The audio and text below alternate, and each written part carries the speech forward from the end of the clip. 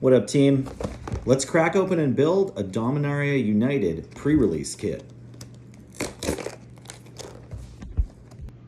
Now sort by color, something like this. Now we're going to examine each color on its curve individually. In some sets you'll do a guild or a shard instead of doing each of the 5 colors.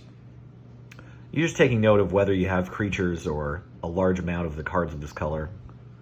What we're really hoping for in the first couple minutes of Sealed is eliminating a color or two. But you also might realize that you know which color you want to head for. Here we see 2 of the same playable rare and 4 2-drops.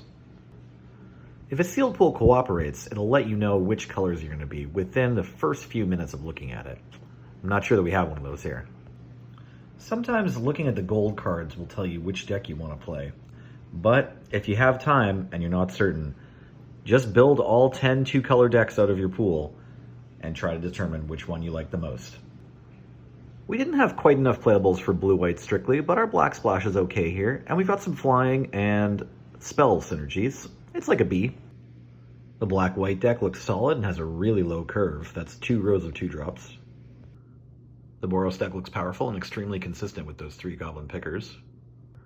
Green-white appears to be right off the table, but there are some good cards that are in this pile that could go into a 5-color deck. The issue with this pool's blue and black deck is that both colors are trying to be support. However, we might see a pretty good Esper deck. We are going to definitely need to splash white if we want to go blue-red as well. So the blue-green looks pretty lackluster until you realize that this is the domain color. So here's our payoffs. We do have Niall as well as a way to find our Gaia's Might. So this is a consideration and will include lots of cards from the other colors. The Rakdos deck looks solid, classic 3-1 material here. The Golgari deck on the other hand, not so much. Okay, surprise, surprise, the Gruul deck isn't great. At this point, with what we've learned from our sealed pool, we need to figure out what the best deck is for these red cards, as well as what the best domain deck is, and what the best Esper deck is. This is the Mardu deck that aims to get the most power out of the cards. Worth noting, we're cutting Extinguish the Light for Tribute to Urborg, just to make the mana work. The last few cuts were pretty intense, but here's the domain deck.